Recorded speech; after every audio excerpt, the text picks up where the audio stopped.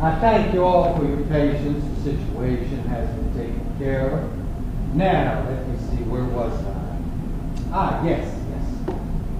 Well, seems that it's gotten to be the 1850s now, and slavery is rearing its ugly head again, and this time worse than ever.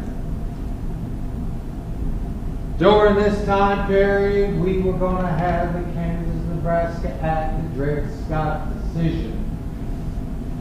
And the South was pushing even harder to bring more territory in as slave-bearing states. Remember, their power in Congress rested on the number of slave states and therefore the number of representatives they could have. Well, I decided it was time for me to get back into national politics to do what I could in this fight against this peculiar institution. This time I decided that I would make a run for the Senate in Congress. During this time period, I will admit, I made a couple of tries at it, and each time I was defeated. But the advantages that this gave to me was that I became well known throughout the nation. I had a national public face now. By the late 1850s, the Whig Party had become the Republican Party. And through this, I would fight the fight against slavery.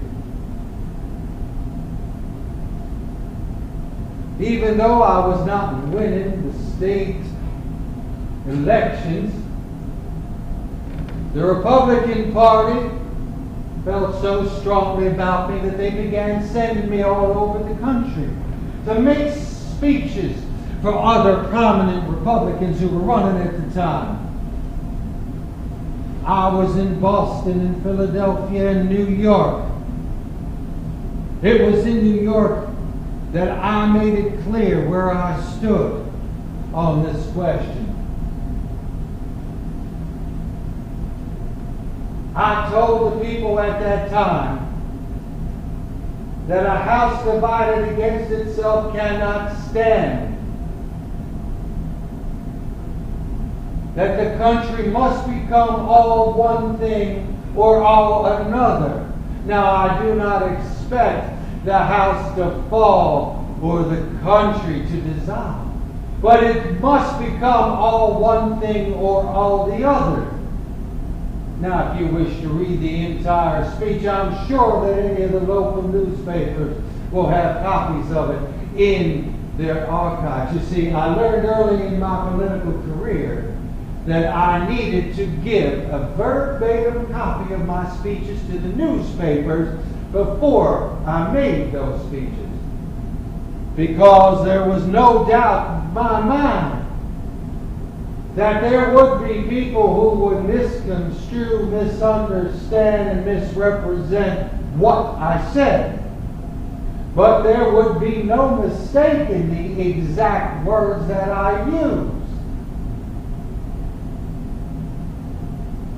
Seems I was getting so well known, the Republican Party decided to run me as their candidate for president in the 1860 election. And well, I guess you all know, I was elected. I mean, the Democrats, when they found out that I was running, they got so scared they put up 3 candidates to face me. Of course, they didn't understand that that was to my benefit. They managed to divide their vote, and I won.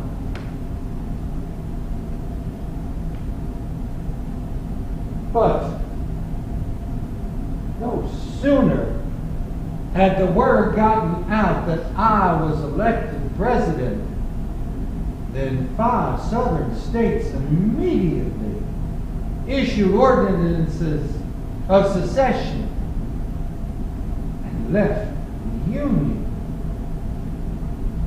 Now, I can tell you that the one and only issue here was the question of slavery. If you would read any one of those ordinances of secession from these 5 states, it says clearly in each one of them the sole reason that they are seceding is so they may maintain their slaves. Now you can talk to a Southerner and you can ask them what this is about, and they say it's states' rights. And you could say to them, but the states' right to do what? And they would say the states' rights to make the decisions for themselves. And you can ask them what decisions, and their only answer is the decision to maintain their slaves.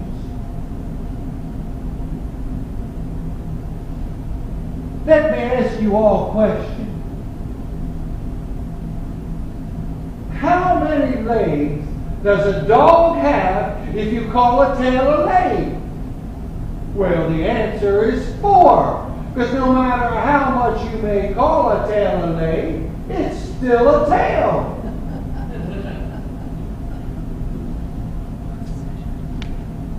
Personally speaking, I had always seen these confrontations as just a bit of a disagreement between neighbors. I mean, we all lived in a common land with common beliefs, a common religion. Why could we not just settle this like neighbors and find common ground? But the South was having none of it. They were so afraid that I was going to take their slaves away that they took this action. All of this before I even got to Washington City. Now, I would like to relate one incident on my trip from Springfield to Washington. It was one of the happier moments that I have had since my election. We were on the train heading east, and we made a stop in Wakefield, New York. There I was, standing on the back of the train, big crowd in front of me, waiting for me to do some speechifying. I looked out over the crowd, and I said, "Excuse me, but is there anyone in this crowd by the name of Grace Bedell?" And in no time, this elderly gentleman came walking up through the crowd, dragging this young lady behind him. She looked to be about 11, 12 years old. And he said, "Yes, sir, this here is Gracie."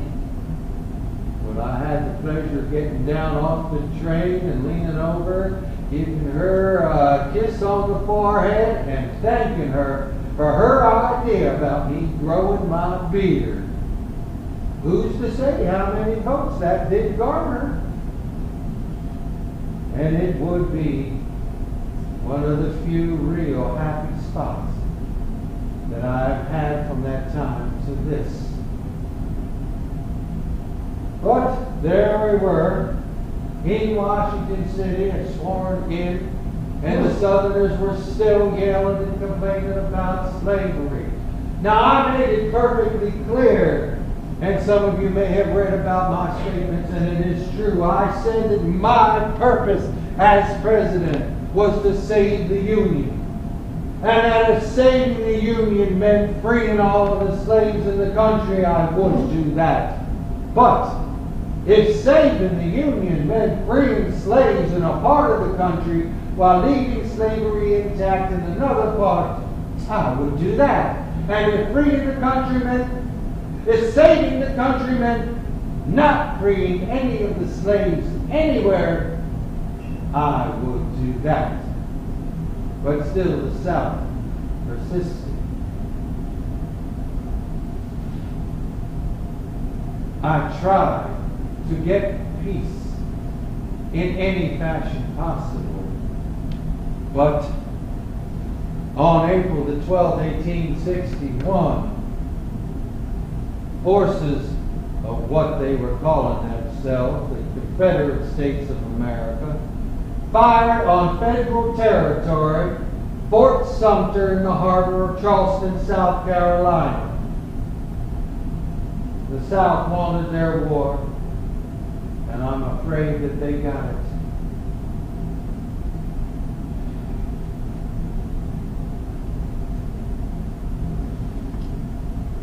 I had no choice. I immediately called for 75,000 volunteers to put down the rebellion. And they began pouring into Washington. From all over the North, they were coming. Well, I knew immediately I needed a general to pull this mob of soldiers together and make them into an army. So I chose this man, a fellow by the name of Irwin McDowell, and I gave him command, and he immediately set to training our troops. And he was training them, and he was training them, and he was training them. And after a while, that's all he was doing was training them. And I was wondering when he was going to use that army. When was he going to move south on the Confederate forces?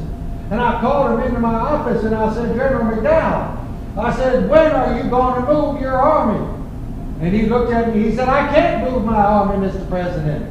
They're all green. And I looked at him, I said, your men are green, their men are green, you're all green together. Well, I pushed them, and I pushed them, and I pushed them.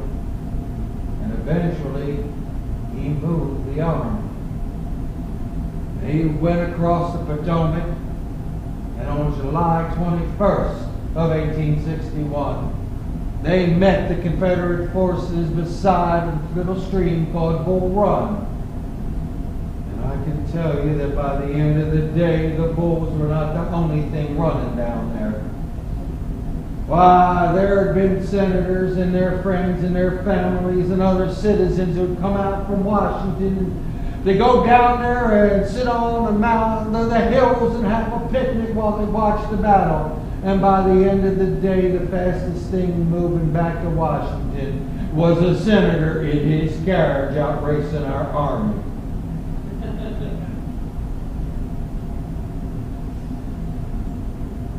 I must say that I took quite a lesson from this. I did realize that where military science, strategy, tactics, military history were concerned, I knew nothing. Why, in all my life, I'd had very little experience with the military. Well, the only experience I really had was during the Knockoff War. That was only about 4 months. Now, it's true that I had been elected as the captain of my company, but I had no idea what I was doing. I can vividly remember the first order that I actually gave as the captain. There was a private sitting there on the ground. I walked up to him and I said, Private, stand, jump! And he looked up to me with all of the respect he had for an officer, and he said, you go to hell, sir. I didn't even know the simplest of orders to give. We were out doing a march one day, and there we were marching off in this field. And I look ahead, and there's a fence line. And we're coming up on that fence line, and I haven't the vaguest idea how to get my men across. What orders do I give? Then it hit me. I pulled up. I turned to the company. I said, Company, halt! And they did. And I said, the company will fall out for a 5-minute break, at the end of which they will reform on the other side of that fence. And they did. I got my company over that fence. Oh, yes, in the Black Hawk War, if any man had met a live fighting Indian, it wasn't me. Oh, yes, I had many a battle with the mosquitoes. I was a military hero. Yes, I had fought. I had bled. But I had come through, and I had learned nothing about military tactics and strategy. So I knew the one thing I needed to do was fall back on the one thing that had always kept me in good stead. My mind. I sent a note over to the Library of Congress, and I said, hey, send me every book you have on military strategy, tactics, military science, and military history. And they sent me every book that they had there in the library. But I read them all. And by the time I was finished, I felt that I had somewhat of a handle on the situation now. But it was time for me to find a new general. See, after Bull Run, our army was in a shambles. There was a fellow by the name of George McClellan who had been serving out in the western part of Virginia, that which became West Virginia. He's had a few victories out there. He felt pretty good about himself. He called himself the young Napoleon.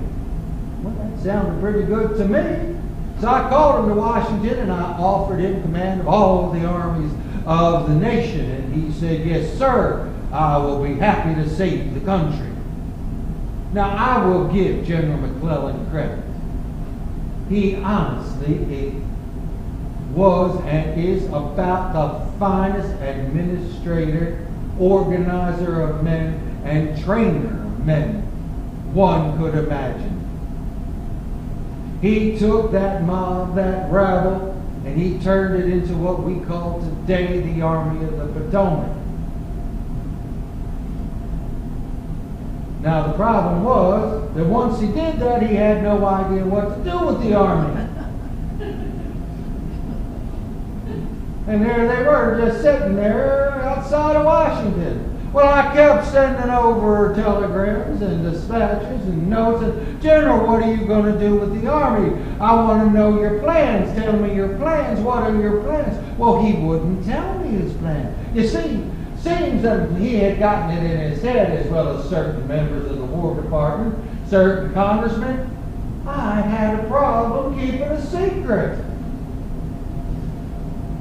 Well, let me tell you, I don't have a problem keeping a secret. It's the people I tell the secret to who've got the problem. Well, McClellan wouldn't come to see me, so I decided I would go see him. One night I walked over to his townhouse and I was met at the door by his manservant. I told him that I would like to see the general. And he told me, "I'm sorry, sir, but the general was out for the next couple hours. What would I like to do?" And I said, "Well, I'll be happy just to sit there in the parlor and wait for him." He said, "Yes, sir, as you wish." And so I did. I went in the parlor, I sat down, and I just sat there. Well, sure enough, almost exactly 2 hours later, the general comes home. I heard him walk in the door and talking with his manservant. I could hear the manservant telling him, "Sir, the President of the United States is waiting for you in the parlor." And General McClellan, with all of the respect that he could muster for the President of the United States, immediately walked up the stairs and went to bed. And I grabbed my hat and I walked back to the White House. But the next day, I summoned my cabinet and I let it be known that if General McClellan was not in my office in the next couple of days telling me what his plans were, I would find me another general. And of course, you all know what Washington City is like. General McClellan somehow got the word, and he was there the next day. Now, he had a very interesting plan. He said what he wanted to do was he wanted to load the army on the transports here in Washington City and set them down the Potomac River, up the Chesapeake, and land them at Fortress Monroe. Now, Fortress Monroe is on the tip of what they call the peninsula of Virginia. And this peninsula, that's that little spit of land right there between the York River and the James River. Well, it sounded like an interesting plan to me. And I said, "Sure, go ahead."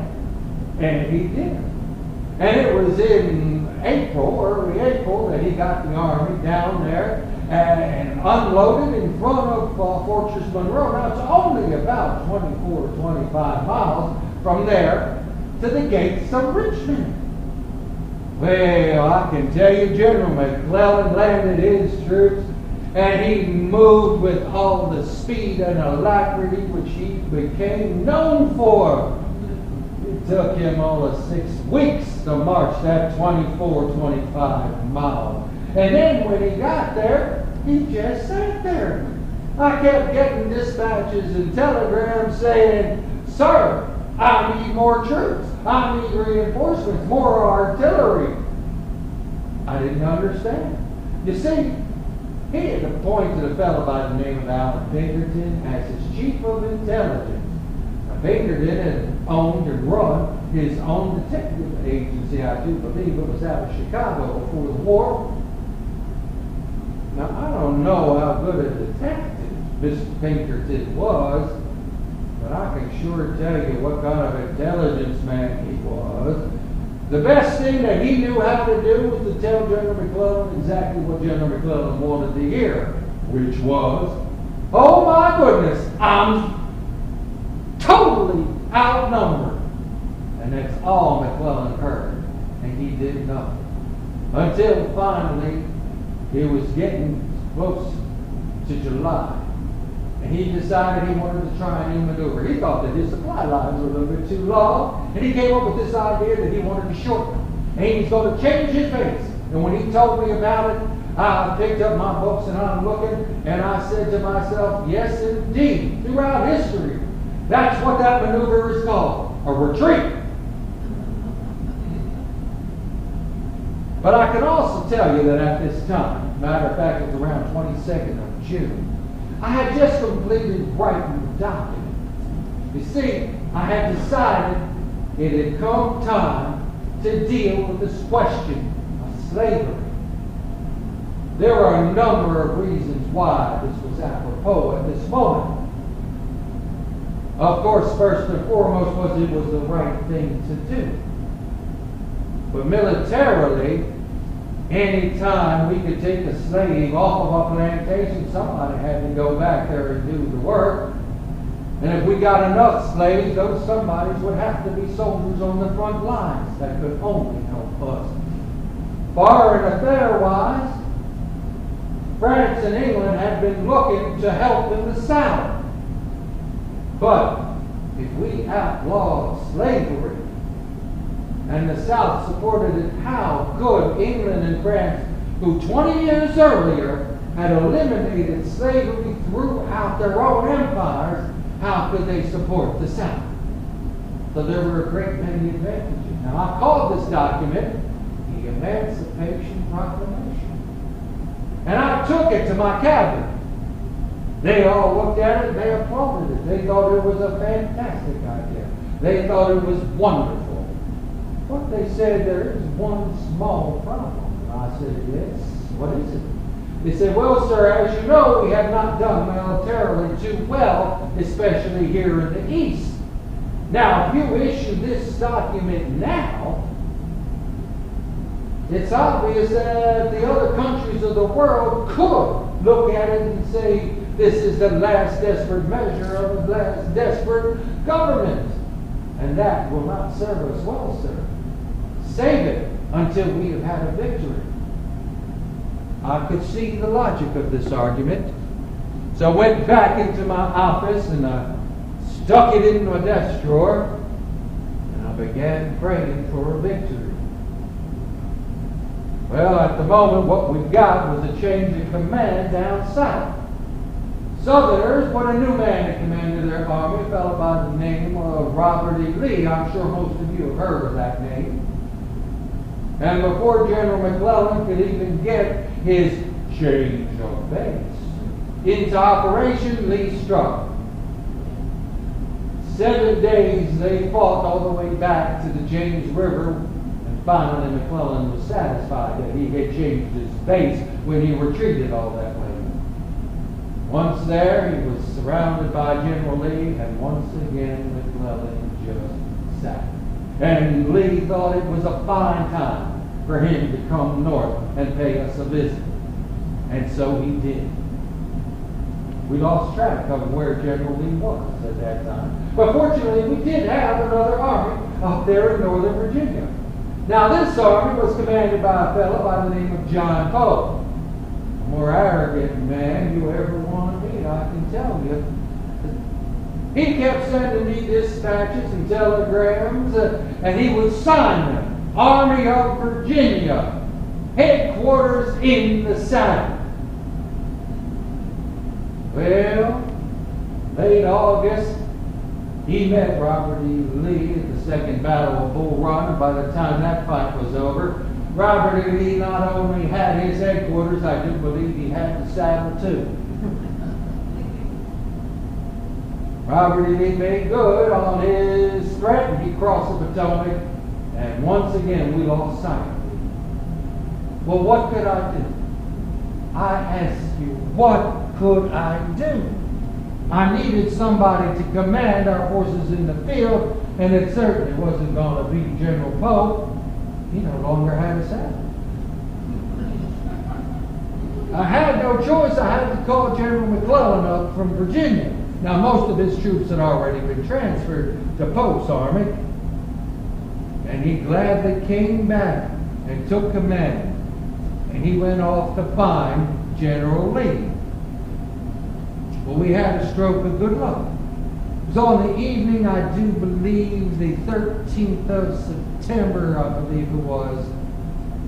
May have been the 12th. But anyway, these two soldiers from the Indiana regiment were walking around after dinner one night, and this is what I have been told since then, that they were walking around and they looked down, and there on the ground was an envelope. And it was wrapped around 3 cigars. Well, they picked up the package there, and being the literate, intelligent men that they were, they took off the envelope, opened it up, and inside was the complete battle order for the Confederate Army, telling where every piece of it was, and there were 5 pieces of it, and when they were going to be where. Being the smart men they were, they took it to the captain. Their captain took it to the colonel, and it wound up eventually in McClellan's hand. Now, he had visited some congressmen who were his friends at that particular moment in time out there in Frederick. And he holds up this message after reading it. He says, "Gentlemen, I have got it now. If I can't beat Bobby Lee with this in my hand, I do not deserve to command the Army of the Potomac." Could have more on that later. Well, he immediately got orders sent out to his troops to get on the move. And he had them move with such speed that was normal for him. Gentlemen, whenever you feel you're ready and you want to get on the move, please do so. He had received that order in his hand at 6 o'clock that evening, and the first troops did not step off till 4 o'clock that next morning. 10 hours were lost. I can tell you, I do not understand what is wrong with my generals. Why they cannot act in the manner that the Southern generals can. Be that as it may, he found Robert E. Lee in the Army of Northern Virginia, September 17th,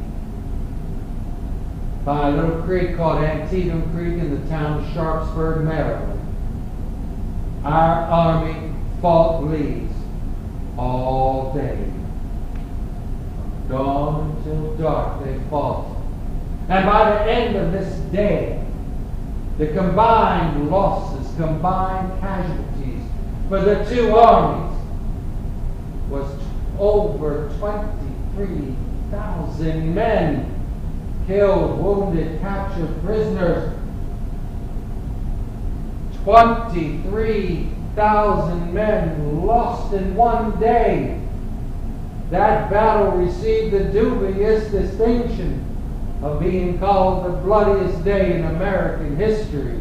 Why, there were more casualties on that one day than in all other American conflicts up to that point.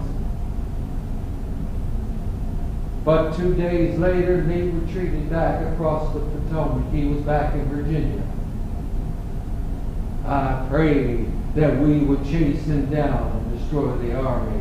And McClellan just sat there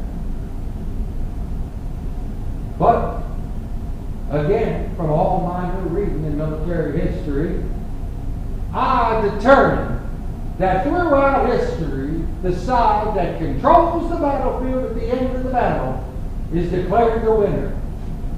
And we controlled the battlefield, and it was our victory, and it was the victory that I was praying for. I immediately went back into my office, opened up my desk drawer, pulled out that document, dusted it off. And on September 22nd, I issued the Emancipation Proclamation to take effect on the 1st of January, 1863. Now, in general, the document read that all persons held in bondage in states and or territories now in rebellion to the federal government and on territory controlled by federal forces from this day forward would be forever free. Let me ask you all just one question. Anyone here able to state with certainty to the exact number how many slaves were set free at the moment of my issuing that proclamation? Well, if you said 0, you'd be correct. See, again, it was all propagated on territory that we controlled in the rebellious states. And again, I must admit we had not been doing terribly well up to this point in the war. Thank goodness we have improved our lot since then. But not a single slave was affected at that moment in time. But it had its other intended consequence. Britain and France could no longer support the South.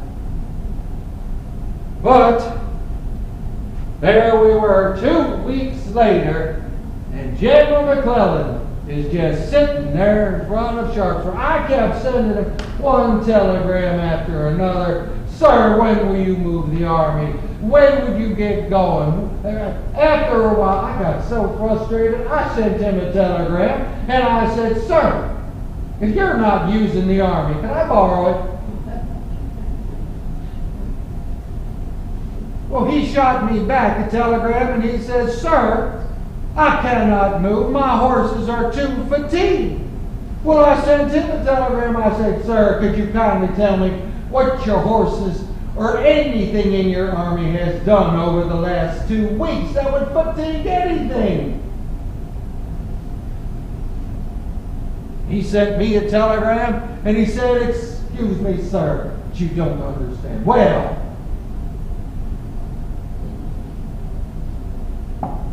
I decided to take a little trip up there to Sharpsburg, take a look for myself. Got a few of my friends together, got on a train, Frederick, and then went on up to the army. That evening, after we arrived, and after dinner, my friends and I were taking a walk. There we were walking, and we started going up this hill. When we got to the top of it, and we looked over the crest, there was a sea of white in front of us. And I looked at my friends and I said, gentlemen, do you know what that is? And they looked at me and they said, yes, sir. That's the Army of the Potomac. And I said, no.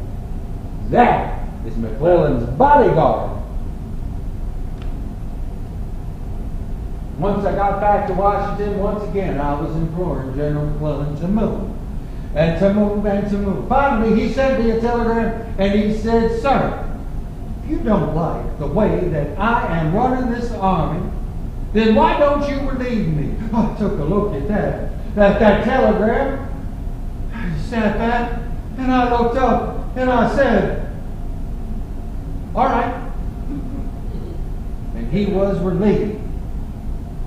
But again, I needed someone else to take over. I chose this fellow by the name of Ambrose Burnside. Now, he'd been doing pretty good as an independent commander for a while then, and he looked good to me. I called him to Washington, and I said, General Burnside, I want to give you command of the Army of the Potomac. Well, he stood up straight, looked me in the eye, and he said, no, sir, please don't give me the command of the Army. I don't know what to do with it. I'm not equipped to handle this, something that's big, that army. No, sir, I can't do it. I said, of course you can, General. You're the man for the job. Well, finally he calmed down and he accepted the offer. He took him into the army in October, and by December 13th, in the town of Fredericksburg, Virginia, he went about proving that he knew exactly what he was talking about.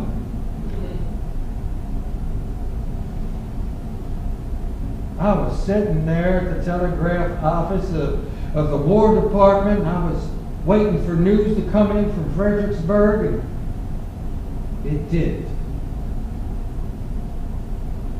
It was an absolute slaughter.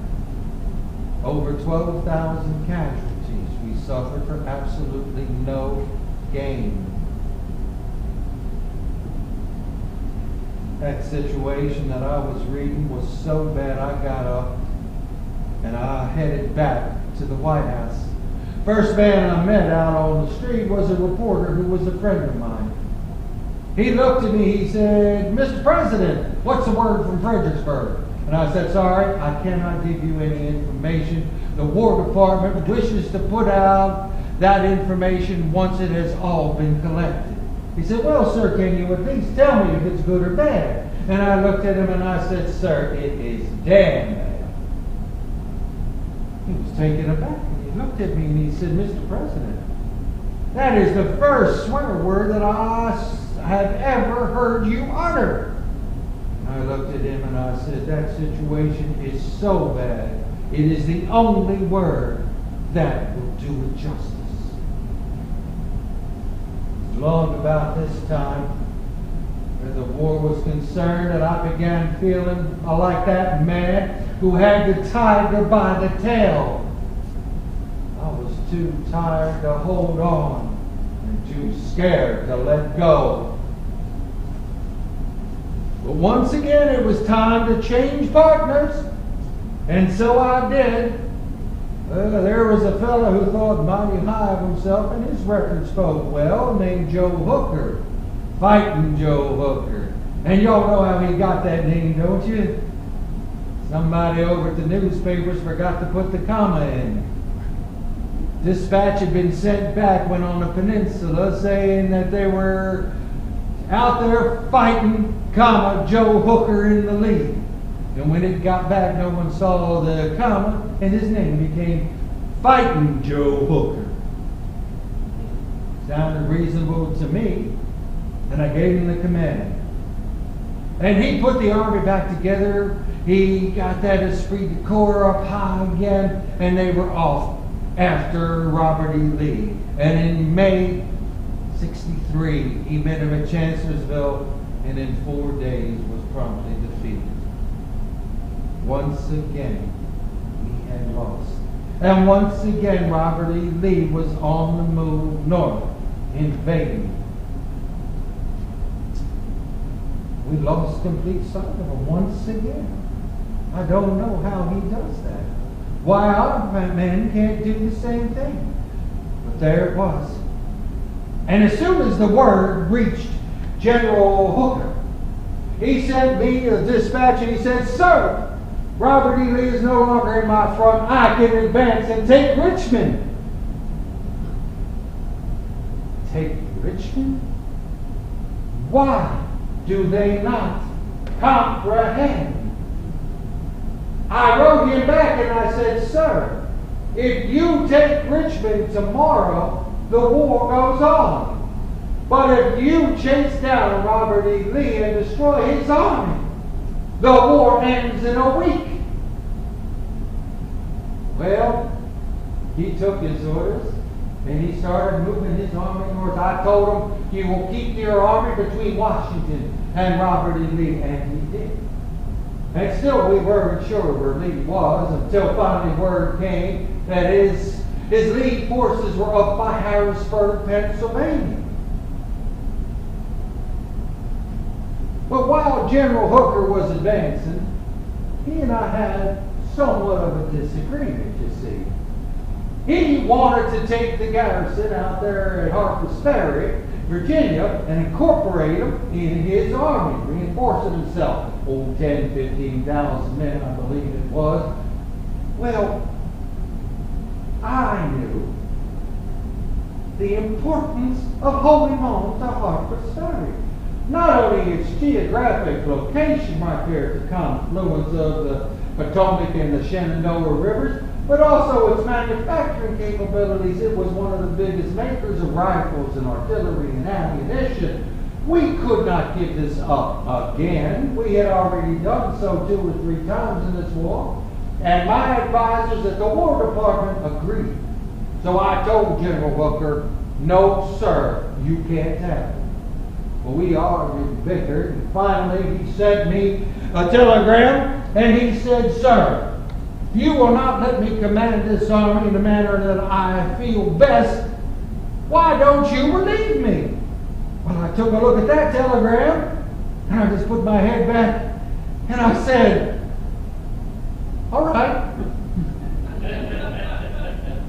Now, I immediately wrote out 2 orders. One of them was to General Hooker to relieve him, and the other was to one General George Gordon Meade to take over command of the army. Now, this was June the 27th. I called in one of my military aides, a fellow by the name of Colonel James Hardy. Now, it seems he knew both Hooker and Meade. Sent him on out to Frederick in Maryland, where the army was at the moment, the headquarters of the Army Potomac, to take care of this duty. Well, he took a train out there, and he arrived about 3 o'clock in the morning on the 28th. Immediately went to Meade's headquarters, and there was Meade, sound asleep. Well, why wouldn't he be? It was 3 o'clock in the morning. Well, Hardy woke him up. At least this is what Hardy was telling me when he got back. An interesting story. He wakes up General Meade, and Meade looks up and says, oh my God, Hardy, what are you doing here? What did I do wrong? Are you going to arrest me? And Hardy looked at him and he said, no, sir. He said, it's even worse than that. I'm going to give you command of the Army of the Potomac. And Meade looked up and said, my God, Hardy, I don't know that being hung isn't worse. But, being the good soldier that Meade is, he took command and they relieved General Hooker. And he set about finding Lee. Now, that neither army knew what the other really was. 3 days later, on July 1st, they found each other. And I say that because that is exactly what happened. They accidentally found each other. Neither side was looking for a fight at the time. Neither side really knew where the other one was. But right there outside of a little town called Gettysburg in Pennsylvania, their lead units ran into each other. Now both General Lee and General Meade decided that this would be a good place to fight the battle they'd all been waiting for. So the armies gathered there and they fought for 3 days. For 3 days, from July 1st until July 3rd, the battle raged unabated. And at the end of it, the 150,000 men who had fought there had suffered 51,000 casualties in 3 days. 51,000 dead, wounded, missing, captured. Ladies and gentlemen, do you all know what that means? 51 out of 150. If you all would count off 1, 2, 3, 1, 2, 3, 1, 2, 3, that would mean every one of you with the number 1 would not be leaving here tonight in the manner in which you came. 2 days later, Robert E. Lee and his army pulled out and headed back south. General Meade would take another 2 to 3 days before he would get the main portion of his army on the move. Once again, I was bitterly disappointed. I could not understand why our generals and our army could not do what their generals and their army could do. Why the Southerners had marched as long and as hard as our army had. They had fought as hard as our army had, yet they were able to march back to the Potomac practically on a sail. I had hoped that we would destroy Lee and his army and end this dreadful war once and for all. As I said, I was disappointed in General Meade. But giving it some thought, I realized he had only been in command for 3 days before they had met at Gettysburg. And I decided to give him the benefit of the doubt. And if any of you are keeping up on this war, you know he is still in command of the Army of the Potomac. Well, Union dead in this battle numbered over 4,000. All during the summer, the good citizens of Gettysburg had buried all the dead, normally where they had fallen. But they had put together a committee, and the committee had decided they wanted to take up the Union dead and move them all together in one spot. And to this end, they had actually bought some land right next door to their own town cemetery. They also immediately petitioned Congress for the right to designate this cemetery as a national military cemetery. And I can tell you, for a change, Congress moved with some speed and alacrity and immediately approved the request. So they disinterred all of the Union dead and reinterred them on this land that they had bought.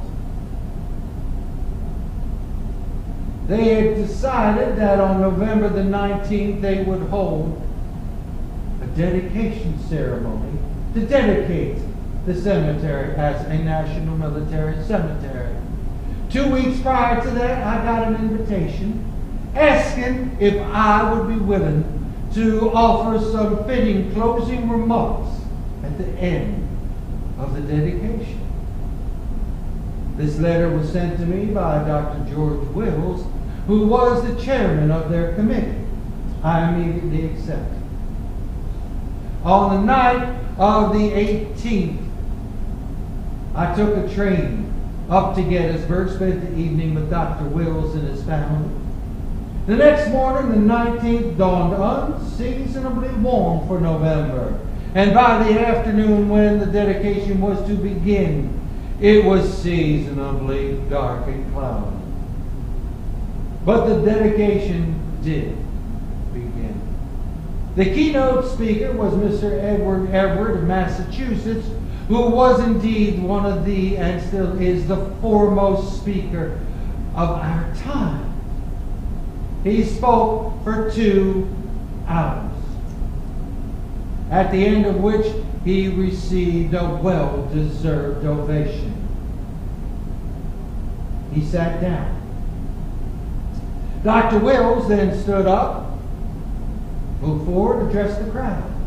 He said, "Ladies and gentlemen, I would now like to present for some closing words the President of the United States, Abraham Lincoln." He sat down.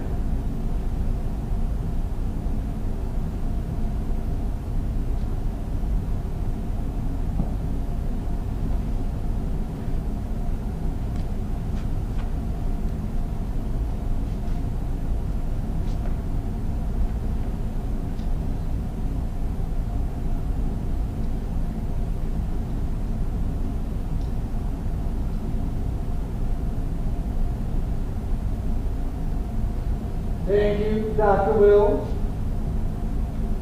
Ladies and gentlemen, distinguished and honored guests.